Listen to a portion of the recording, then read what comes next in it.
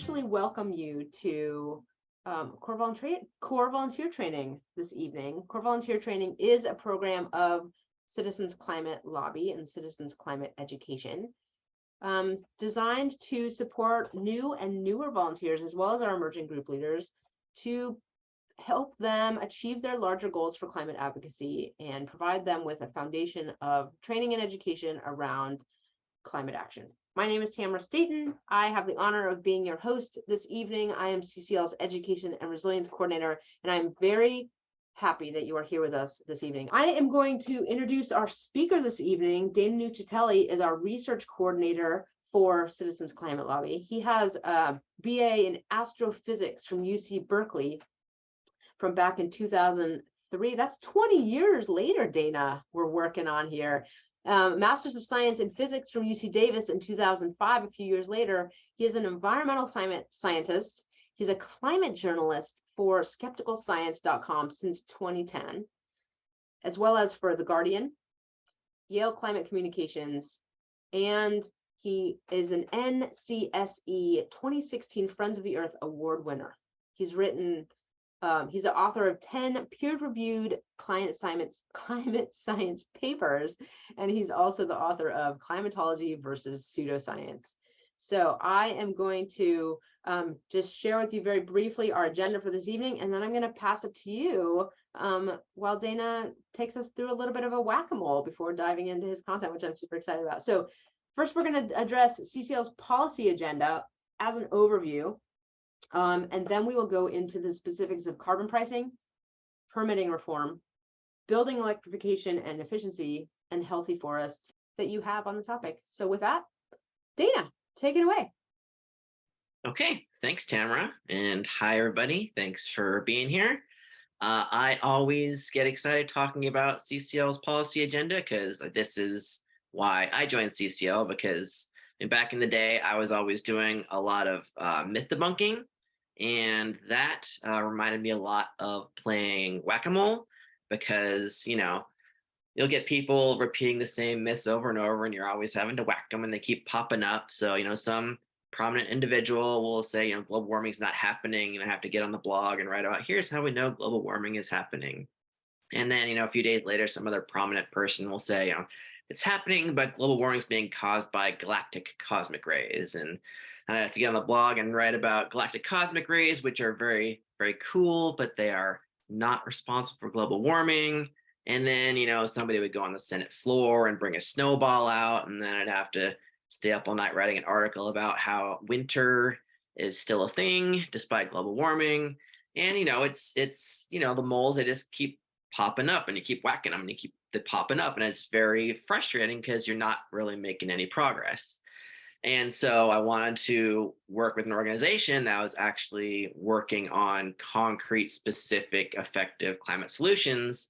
And that's what CCL's policy agenda is all about, making some progress on some real solutions. So let's talk about those. Our central policy has always been carbon pricing. That remains centrally important to CCL's agenda. So we advocate for a carbon fee and dividend policy with a carbon border adjustment mechanism to lower emissions and deliver abundant and affordable clean energy to Americans. That's our carbon pricing agenda item in a nutshell.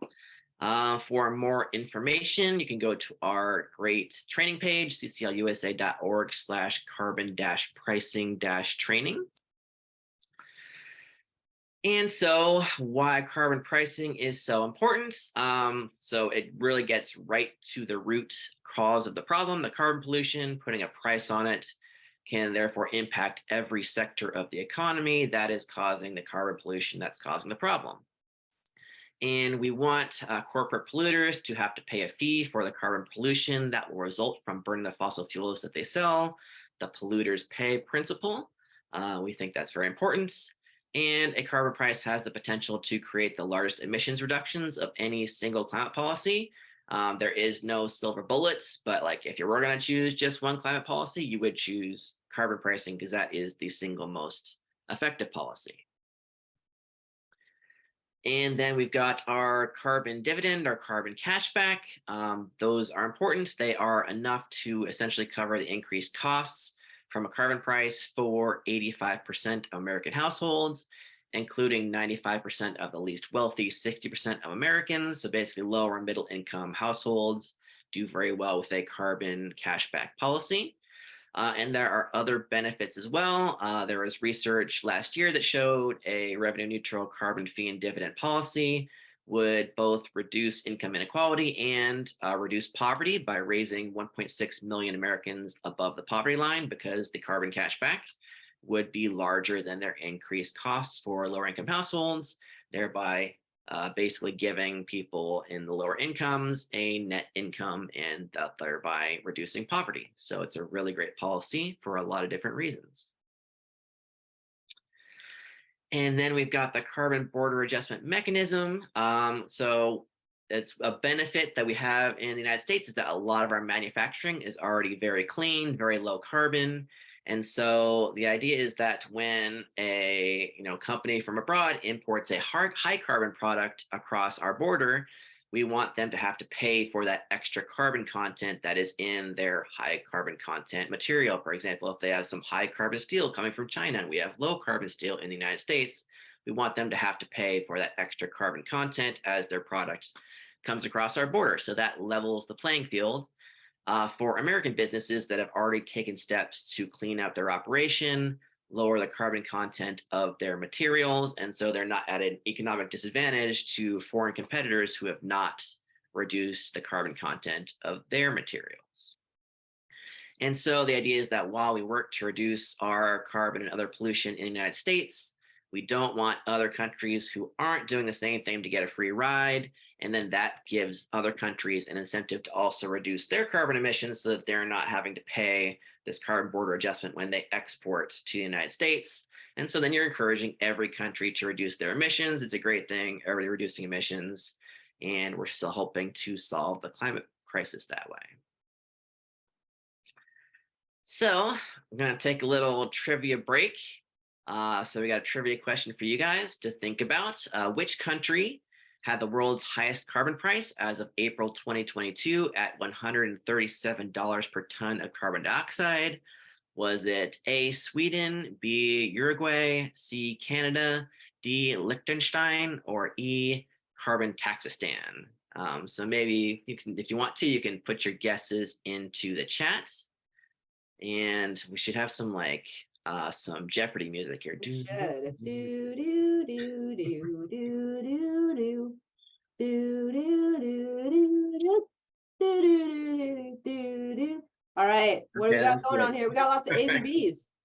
A's and B's are the pattern. Oh, wow, there are a lot of B's. That's good because that's a tough question. The answer is B. It is, which was a surprise to me, Uruguay. Sweden and Liechtenstein are very close behind at $130 per ton. Canada is currently got a carbon price of $50 per ton, although they are going to raise that price very quickly. It's going to get to $170 per ton in Canada in 2030, but right now it's $50. And of course, unfortunately, carbon Taxistan is not a real country. So huge B, points then, for creativity on that one. I love that. That would be a good country name. But if you guess B, then you're really on the ball because that's a tough question. Okay, moving on to our second agenda item, which is clean energy permitting reform. Very important because it's time to build America's clean energy economy. Permitting reform will make that possible by unlocking clean energy infrastructure that's waiting to be built and by getting that clean energy to American households and businesses. So again, we've got some training pages, cclusa.org/permitting-training for the introductory version, and for the advanced version, just add a -advanced to the end of that to go to those great training pages that we on the research team put together. So the key point when it comes to clean energy permitting reform is that if we don't start building our clean energy infrastructure faster, we're only going to achieve about 20% of the potential carbon pollution reduction from climate policy that's already in place, which is primarily the Inflation Reduction Act that was passed toward the end of 2022. That is according to an analysis by the modelers at the Princeton Repeat Project. So before we get into the details, let's do a little bit of basics. What even is permitting?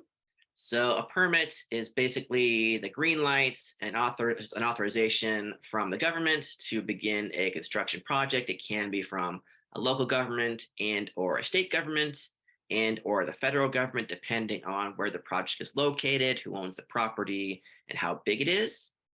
So you can potentially need several different permits.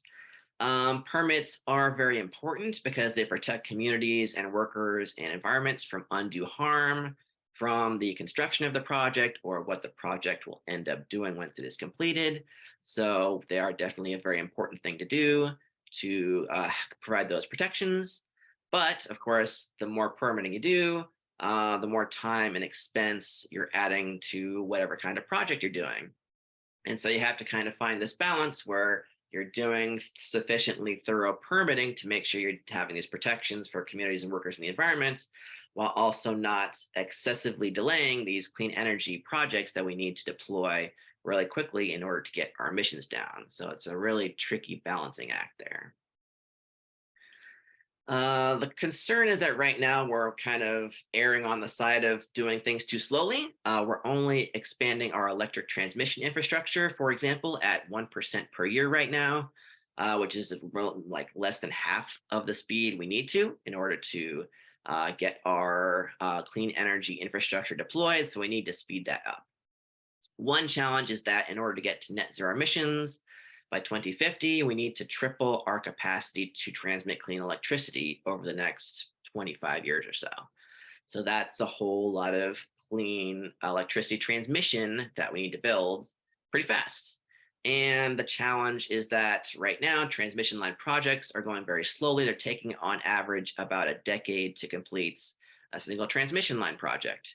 And so we've also got our Paris target to cut our emissions 50% by 2030. 2030 is now 7 years away.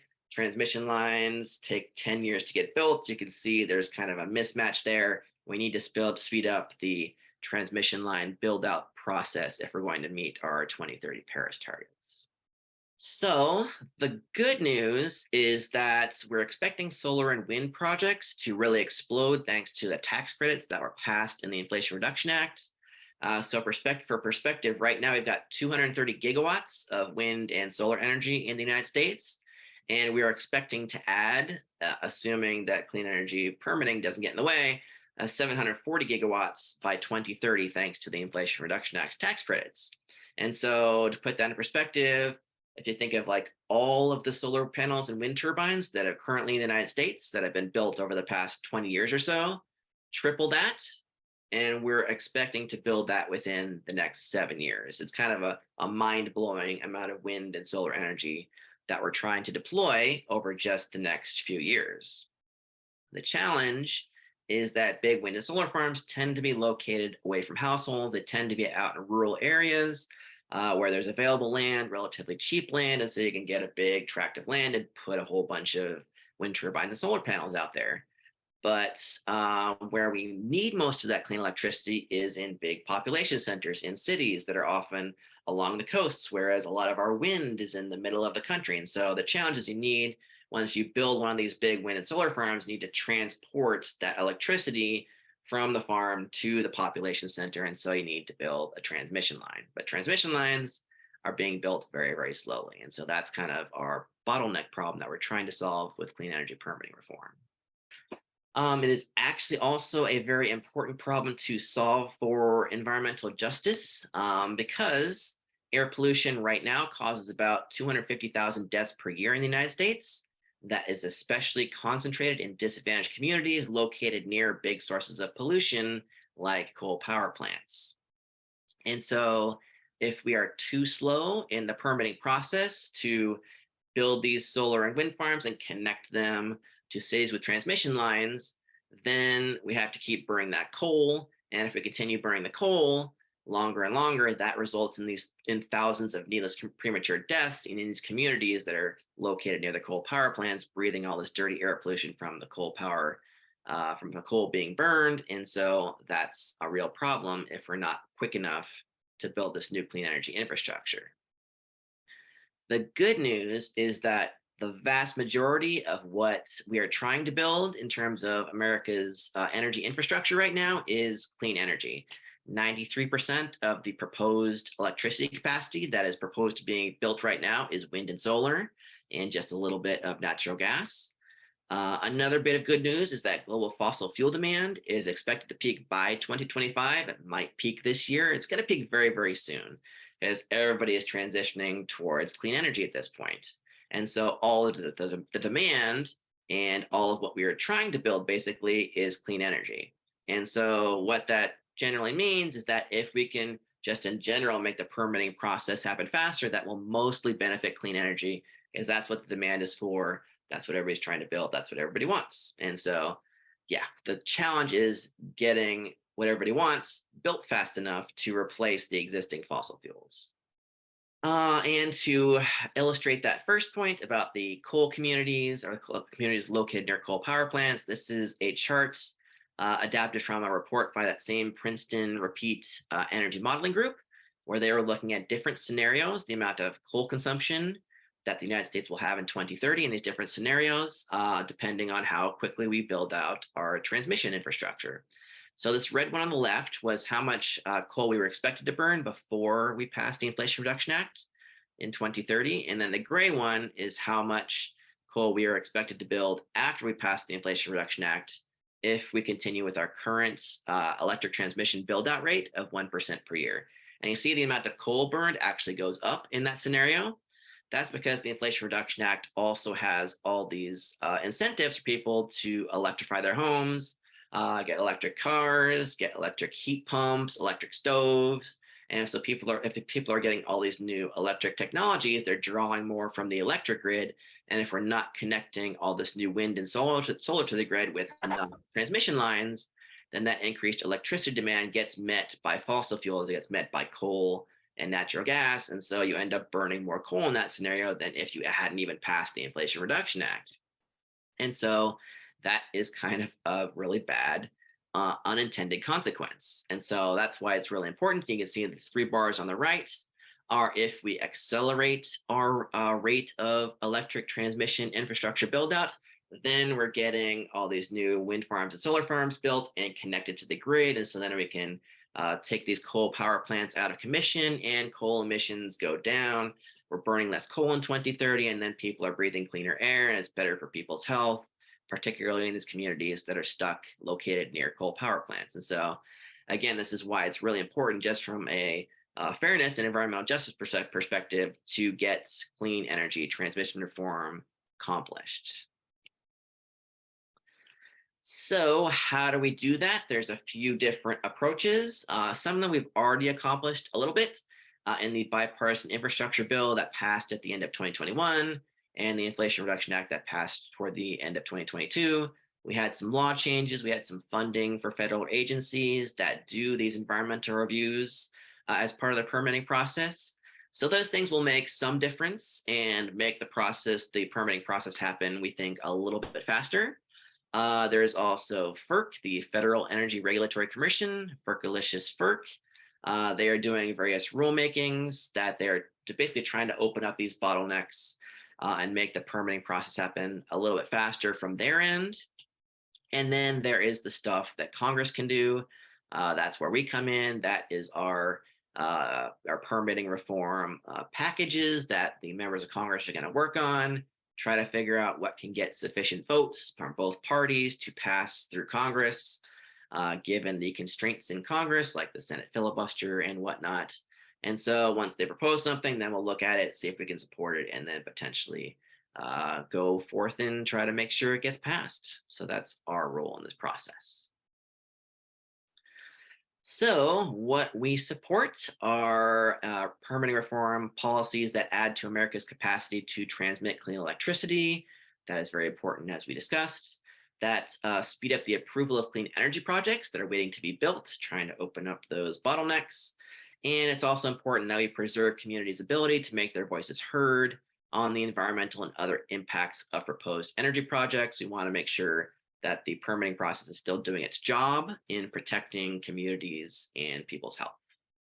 Okay, so our third policy area we're going to talk about is building electrification and efficiency.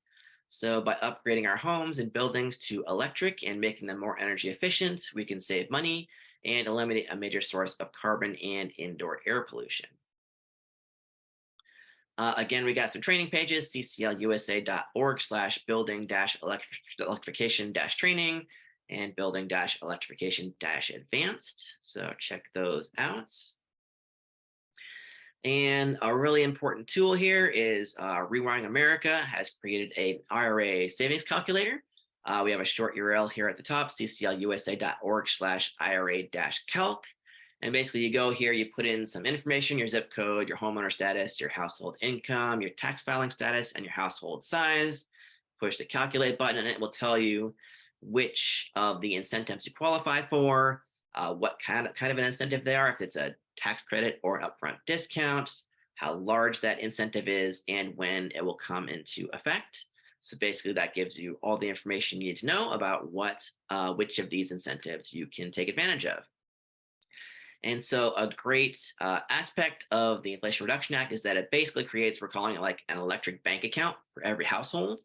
Plus there's also tax credits for every household to take advantage of. And those rebates, once they become available, will cover 100% of the costs of these electric upgrades for low-income households and 50% of those upgrades costs for middle-income households. And so to figure out if you're lower or middle income, you can use this calculator. It will tell you exactly what you qualify for. So it is a super, super useful tool. So specifically, this chart kind of gets to what we are trying to tackle. It illustrates the different types of appliances and households, how much energy they use is the size of the bar. And then the dark blue is electricity, which is kind of what we're trying to get everything to use electricity. And then all the other colors are fossil fuels. And you can see most of it is light blue, which is natural gas. And you can see the biggest bars are space heating and water heating. So those are also the biggest light blue bars. And so there's a lot of space heating and water heating that uses a lot of natural gas, especially in homes.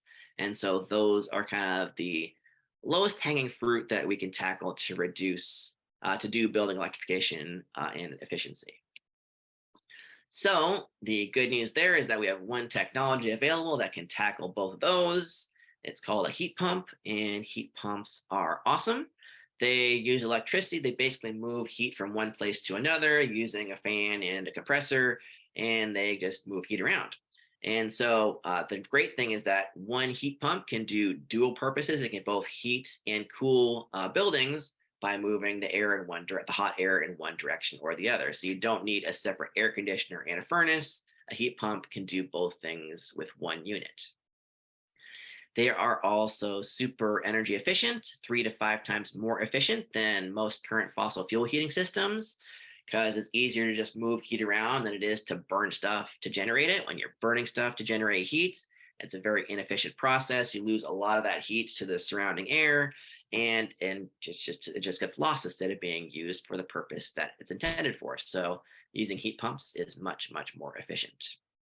And because heat pumps are so efficient, they both save energy and they reduce emissions. Even with today's electric grid, people often worry, like, what if my electricity, some of it's coming from coal, am I getting an improvement by electrifying my appliances? And the answer here is yes, because heat pumps are so super efficient.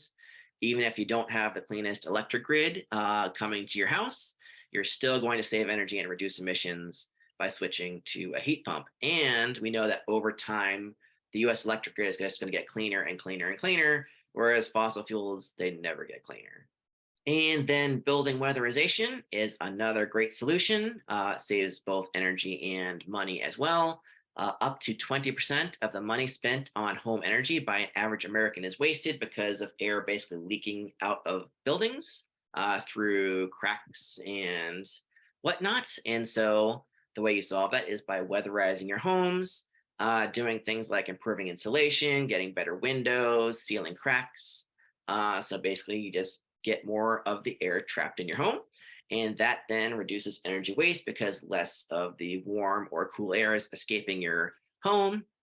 And so that then makes you more energy efficient and reduces your energy bills. It's especially true for low-income households that spend a larger proportion of their income on energy bills, so they can save up to 35% on their energy bills through weatherization projects. So it's particularly good for low-income households. And then we got gas stoves, which have been a hot topic, pardon the pun, in recent weeks. So 35% of American homes currently use gas stoves. That's especially true in certain states like California, where I live. Most homes have gas stoves, Illinois, New York, states like that. So there's a lot of variability by states, but on average, 35% of American homes use gas stoves. And there was just a study published finding that those stoves are responsible for about 13% of asthma cases in American kids. And again, in those states like California, where we have lots of gas stoves, it's even higher. So 20% of asthma cases in California have been attributed to gas stoves.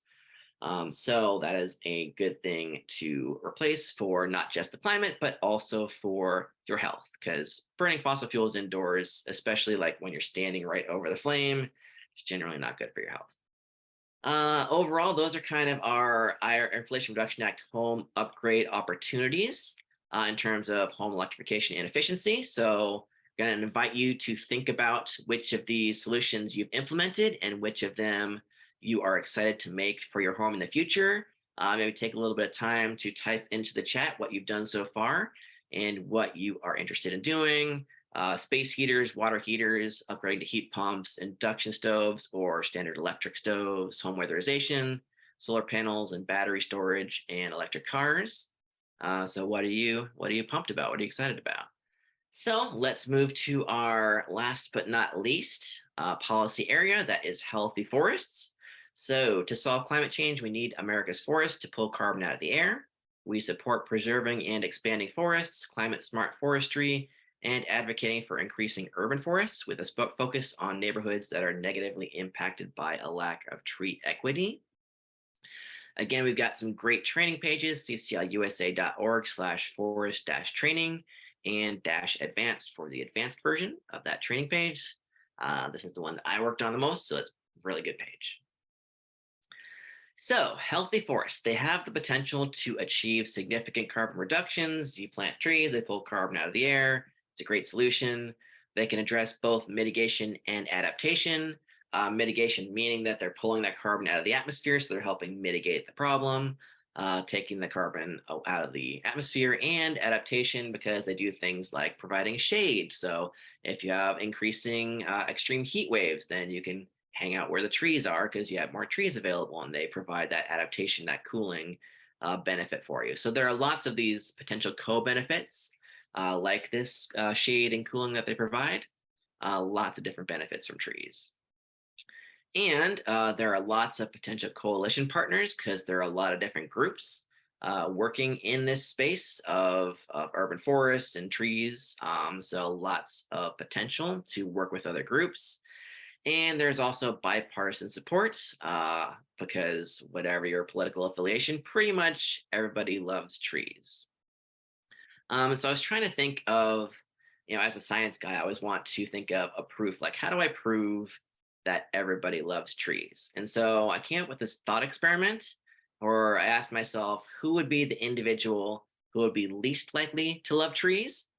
And so I think all the lovers of great literature and cinema will agree that that is the Grinch, because as we know, the Grinch's heart was 2 sizes too small. And so then I looked for evidence to indicate how the Grinch feels about trees. And all the evidence that I found indicates that even the Grinch loves trees. Ipso facto, everybody loves trees. Case closed. That's science. So when I'm talking about natural solutions like forests, I like to use this bathtub analogy. And so you can think about the bathtub is Earth's atmosphere. The amount of water in the tub is the amount of greenhouse gases in the atmosphere. And the water is already overtopping the tub and spilling into our planet bathroom. And so we need to solve this problem before there's too much damage done. And so there's kind of 2 things you can do. The first thing is to reduce the emissions, which is basically turning down until you turn off the faucet. So that is what we're doing with our other policy areas: carbon pricing, permitting reform, and building electrification and efficiency. Those are trying to reduce the emissions, turn down the faucet. And then the other thing you can do is open up the drain and let the water out. That is what our natural carbon sinks like healthy forests do, pulling that carbon out of the atmosphere, taking the water out of the bathtub. So we're all getting at the same general problem of trying to stop the bathtub from overflowing into the bathroom, but it's kind of two different ways to do it, with the faucet and with the drain. So this is our drain solution. So forests are already doing a great service for us. The American forests currently remove about 12% of US carbon pollution every year. We could potentially grow that number, almost double it, but we could get another about 10% or so of our emissions pulled out of the atmosphere by deploying these forest solutions. And about half of that potential of additional forest solutions comes from reforestation, where we're planting trees where there used to be forests. So the good thing there is, because there used to be forests there used to be trees, that the trees can potentially thrive on that same land. So I put together this chart from a really good paper that was published in 2018, looking at the potential of all these different categories of natural solutions in the United States, the potential carbon removal that they could achieve. And so you can see on the left side, all these green ones, those are kind of the forest related ones. The brown and yellow and black is kind of agriculture related, and the blue one is wetlands. So you can see the really big ones on the left there. The biggest one is reforestation. And the biggest chunk of reforestation is silvopasture, which is something that I love. That is when you combine basically pasture land and planting trees. So it's got great benefits, because a lot of this land that was converted into pasture a long time ago that used to be forest is in kind of the southeastern United States, which is also an area where we're seeing some really dangerous extreme heat waves. And so the livestock could really benefit from some trees on their pasture land. So you both help tackle global warming by planting these trees that pull more carbon out of the atmosphere, and you have these benefits of the livestock having the shade. So if they got a heat wave, they can get some relief from the heat wave. The second biggest chunk there is urban trees, or the chunk in the middle is urban trees. So there's actually a lot of potential for planting trees in urban areas to pull carbon out of the atmosphere. And then there's some kind of a mishmash of other reforestation project potential there. And then the second biggest category is forest management, which kind of accounts for a lot of different practices, doing things like letting trees grow bigger and older before you harvest them for wood products, harvesting them in a way that has less impact on the surrounding trees and forests and soil, so that they're able to continue storing lots of carbon. And also, where I am in California, doing things to lessen wildfires so that fewer trees burn up and release their carbon into the atmosphere during wildfires.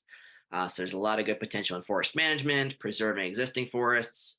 There's also alley cropping, which is where you have rows of crops and rows of trees between them, things like that. So lots of good potential in those natural forest solutions. And then there's a lot of benefits from planting trees in cities and addressing inequities there. So we know in cities, trees improve air quality by kind of taking some of the pollution out of the air, and they also provide cooling by doing some evaporation of water, and also by providing shade. And so they are very important in cities, which in particular, when there's a lot of extreme heat, they get particularly hot because there's a lot of concrete and asphalt and materials that kind of absorb and radiate the heat into the surrounding air. And so if you're in a city during a heat wave, it's particularly hot. And so if we can break up that heat with some trees and some green spaces, that is really an important adaptation and resilience measure. So that raises the issue of tree equity, which refers to the fact that communities of color in the United States have 33% less tree canopy than predominantly white neighborhoods, and poor communities have 41% less tree canopy than wealthy neighborhoods. And so we've also got lots of research showing that mortality rates are lower in communities that plant more trees. And so this is a problem that really needs to be solved, with more trees being planted in these other communities in these disadvantaged communities that are lacking trees and thus being particularly exposed to these climate change and other pollution effects. And so it's a good solution both to get more trees planted and to address these inequities at the same time. So there is this great tool that you can look at to see what the tree equity is in your community. It's called the treeequityscore.org. It is the website. So it tells you what your existing tree canopy looks like in your community, how many, what the population density is of people, the income is, employment, how hot it tends to be, racial diversity, ages and health, and things like that. And so basically, if you go to this website, basically greener means that you've got a better score, which means your community is doing better. Yellower means you're doing worse. Generally, you want to be greener and closer to a score of 100 means that your community is doing well in this tree equity question. So I would encourage everybody maybe think about what your community looks like and maybe write down your guess as to what your tree equity score might look like between 0 and 100. And then after we're done here, go to treeequityscore.org and see what your score ends up looking like and if you were in the right ballpark with your guess. So here's what my community looks like in the Sacramento area of California. So you can kind of see this is what the Tree Equity Score website looks like. It gives you your overall score. My community is doing pretty well, got a 75, not too bad. So it gives all those statistics down here, and then it tells you at the bottom what your current canopy cover is. So for my community, it's 12% of the surface is covered by tree canopy, and what our goal is. And so we're shooting for 32%. So we're still pretty far off. We can still plant a lot more trees and get closer to that goal and address these issues. So check out Tree Equity Score, great tool, and it'll give you a lot of important information about your community and the potential benefits of planting more trees and where those trees would be best targeted. So let's get to the grand finale here, which, I'm a nerd. So of course my grand finale is in chart form. And so here we're looking at first, this is greenhouse gas emissions in the United States to date. Starting in 2005, we were at about 6,600 million tons of CO2. And then our emissions have slowly gone down a little bit over time. Here we are in 2022. And then this black dashed line across the middle is our Paris target, which is to cut our emissions halfway below that level by 2030. So this is where we're aiming for. So our emissions have gone down a little bit because we have had some success in replacing coal with cleaner electricity sources, but it's been a little bit slow. At least we're making progress, it's just slow progress. So this purple here is roughly the current path that we're on. If we are not successful with clean energy permitting reform, we're going to be somewhere in the ballpark of 28% below 2005 levels by 2030, well short of our Paris goal, as you can see, much, much above this black dotted line that we're aiming for. There's a lot of uncertainty here that I'm not showing, but that's kind of the ballpark. If we are successful with clean energy permitting reform, then we unlock all these potential emissions reductions from the Inflation Reduction Act, getting all those solar panels and wind turbines connected to population centers with transmission lines. So then you get somewhere in the ballpark of 40% cuts by 2030. And now you're getting closer to your Paris target. But of course, we don't want to stop there. We also want to get a carbon price in place. And if you add a carbon price on top of permitting reform, then you would actually get roughly to meeting our Paris target of 50 to 52% emissions cuts by 2030. Great success there, but we've still got more on our agenda that we want to accomplish. So then if we add healthy forests, get some more trees planted, some reforestation, some urban trees, we can get another chunk of carbon pulled out of the atmosphere from that increase in trees and get to somewhere in the ballpark of 57% cuts. And then, we do lots of education and building efficiency and electrification, get lots of people getting their heat pumps and their induction stoves and whatnot. So then we can get potentially to somewhere around 60% emissions cuts by 2030 and really make our 50% commitment look like child's play and blow it out of the water with an even bigger emissions cut by 2030. So it's a very ambitious target, This is what's going to happen if we manage to be totally successful in our entire policy agenda. But of course, we at CCL like to be ambitious, and so that is what we're trying to do. Thank you, Dana, so much. When you log your training in the action tracker, it not only helps you track your actions, and it helps your chapter and state and regional leaders track that progress as well, but it also inspires action for other people. And believe it or not, it helps us raise money as an organization because it attracts potential supporters and donors when they see that our volunteers have taken action. So please, please, please log all your actions, log all the actions that you take, that your volunteers take in your chapters, etc.